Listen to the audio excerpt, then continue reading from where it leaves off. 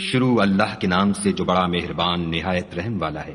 اے محمد صلی اللہ علیہ وآلہ وسلم، ہم نے تم کو فتح دی، فتح بھی سری و صاف، تاکہ خدا تمہارے اگلے اور پچھلے گناہ بخش دے اور تم پر اپنی نعمت پوری کر دے اور تم کو سیدھے رستے چلائے، اور خدا تمہاری زبردست مدد کرے۔ وہی تو ہے جس نے مومنوں کے دلوں پر تسلی نازل فرمائی تاکہ ان کے ایمان کے ساتھ اور ایمان بڑھے، اور آسمان اور زمین کے لشکر سب خدا ہی کے ہیں، اور خدا جاننے والا اور حکمت والا ہے۔ یہ اس لیے کہ وہ مومن مردوں اور مومن عورتوں کو بہشتوں میں جن کے نیچے نہریں بہ رہی ہیں داخل کرے، وہ اس میں ہمیشہ رہیں گے اور ان سے ان کے گناہوں کو دور کر دے، اور یہ خدا کے نزدیک بڑی کامیابی ہے۔ اور اس لیے کہ منافق مردوں اور منافق عورتوں اور مشرک مردوں اور مشرک عورتوں کو جو خدا کے حق میں برے برے خیال رکھتے ہیں عذاب دے، انہی پر برے حادثے واقع ہوں اور خدا ان پر غصے ہوا اور ان پر لعنت کی اور ان کے لیے دوزخ تیار کی، اور وہ بری جگہ ہے۔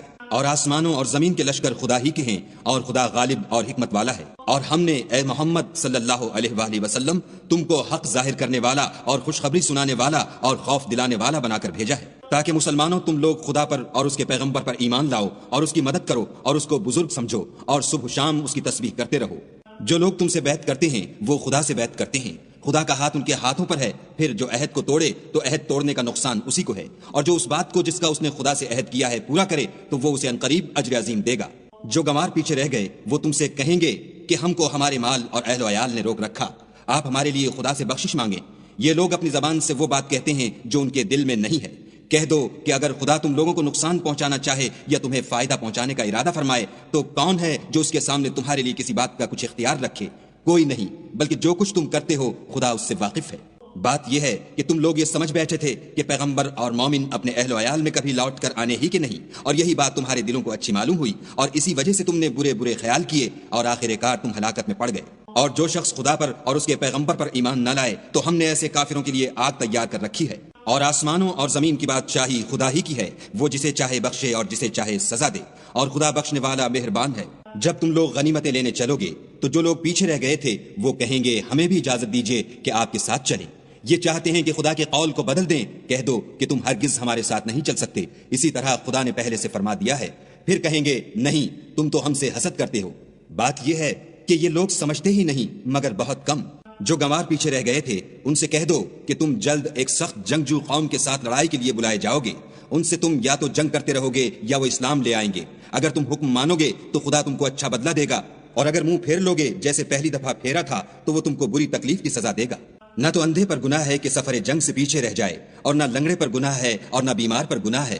اور جو شخص خدا اور اس کے پیغمبر کے فرمان پر چلے گا خدا اس کو بہشتوں میں داخل کرے گا جن کے تلے نہریں بہ رہی ہیں، اور جو روگردانی کرے گا اسے برے دکھ کی سزا دے گا۔ اے پیغمبر صلی اللہ علیہ وآلہ وسلم، جب مومن تم سے درخت کے نیچے بیعت کر رہے تھے تو خدا ان سے خوش ہوا، اور جو صدق و خلوص ان کے دلوں میں تھا وہ اس نے معلوم کر لیا تو ان پر تسلی نازل فرمائی اور انہیں جلد فتح عنایت کی اور بہت سی غنیمتیں جو انہوں نے حاصل کی، اور خدا غالب حکمت والا ہے۔ خدا نے تم سے بہت سی غنیمتوں کا وعدہ فرمایا ہے کہ تم ان کو حاصل کرو گے، سو اس نے غنیمت کی تمہارے لیے جلدی فرمائی اور لوگوں کے ہاتھ تم سے روک دیے۔ غرض یہ تھی کہ یہ مومنوں کے لیے خدا کی قدرت کا نمونہ ہے اور وہ تم کو سیدھے رستے پر چلائے، اور غنیمتیں دیں جن پر تم قدرت نہیں رکھتے تھے، اور وہ خدا ہی کی قدرت میں تھیں، اور خدا ہر چیز پر قادر ہے۔ اور اگر تم سے کافر لڑتے تو پیٹھ پھیر کر بھاگ جاتے، پھر کسی کو دوست نہ پاتے اور نہ مددگار۔ یہی خدا کی عادت ہے جو پہلے سے چلی آتی ہے، اور تم خدا کی عادت کبھی بدلتی نہ دیکھو گے۔ اور وہی تو ہے جس نے تم کو ان کافروں پر فتح یاب کرنے کے بعد سرحد مکہ میں ان کے ہاتھ تم سے اور تمہارے ہاتھ ان سے روک دیے، اور جو کچھ تم کرتے ہو خدا اس کو دیکھ رہا ہے۔ یہ وہی لوگ ہیں جنہوں نے کفر کیا اور تم کو مسجد حرام سے روک دیا، اور قربانیوں کو بھی کہ اپنی جگہ پہنچنے سے رکی رہیں۔ اور اگر ایسے مسلمان مرد اور مسلمان عورتیں نہ ہوتیں جن کو تم جانتے نہ تھے کہ اگر تم ان کو پامال کر دیتے تو تم کو ان کی طرف سے بے خبری میں نقصان پہنچ جاتا، تو بھی تمہارے ہاتھ سے فتح ہو جاتی، مگر تاخیر اس لیے ہوئی کہ خدا اپنی رحمت میں جس کو چاہے داخل کر لے۔ اور اگر دونوں فریق الگ الگ ہو جاتے تو جو ان میں کافر تھے ان کو ہم دکھ دینے والا عذاب دیتے۔ جب کافروں نے اپنے دلوں میں ضد کی، اور ضد بھی جاہلیت کی، تو خدا نے اپنے پیغمبر اور مومنوں پر اپنی طرف سے تسکین نازل فرمائی اور ان کو پرہیزگاری کی بات پر قائم رکھا، اور وہ اسی کے مستحق اور اہل تھے، اور خدا ہر چیز سے خبردار ہے۔ بے شک خدا نے اپنے پیغمبر کو سچا اور صحیح خواب دکھایا کہ تم خدا نے چاہا تو مسجد حرام میں اپنے سر منڈوا کر اور اپنے بال کتروا کر امن و امان سے داخل ہوگے، اور کسی طرح کا خوف نہ کرو گے۔ جو بات تم نہیں جانتے تھے اس کو معلوم تھی، سو اس نے اس سے پہلے ہی جلد فتح کرا دی۔ وہی تو ہے جس نے اپنے پیغمبر کو ہدایت کی کتاب اور دین حق دے کر بھیجا تاکہ اس کو تمام دینوں پر غالب کرے، اور حق ظاہر کرنے کے لیے خدا ہی کافی ہے۔ محمد صلی اللہ علیہ وآلہ وسلم خدا کے پیغمبر ہیں، اور جو لوگ ان کے ساتھ ہیں وہ کافروں کے حق میں تو سخت ہیں اور آپس میں رحم دل۔ اے دیکھنے والے، تو ان کو دیکھتا ہے کہ خدا کے آگے جھکے ہوئے سر بسجود ہیں اور خدا کا فضل اور اس کی خوشنودی طلب کر رہے ہیں۔ کثرت سجود کے اثر سے ان کی پیشانیوں پر نشان پڑے ہوئے ہیں۔ ان کے یہی اوصاف تورات میں مرقوم ہیں اور یہی اوصاف انجیل میں ہیں۔ وہ گویا ایک کھیتی ہیں جس نے پہلے زمین سے اپنی سوئی نکالی، پھر اس کو مضبوط کیا، پھر موٹی ہوئی اور پھر اپنی نال پر سیدھی کھڑی ہو گئی، اور لگی کھیتی والوں کو خوش کرنے تاکہ کافروں کا جی جلائے۔ جو لوگ ان میں سے ایمان لائے اور نیک عمل کرتے رہے، ان سے خدا نے گناہوں کی بخشش اور اجر عظیم کا وعدہ کیا ہے۔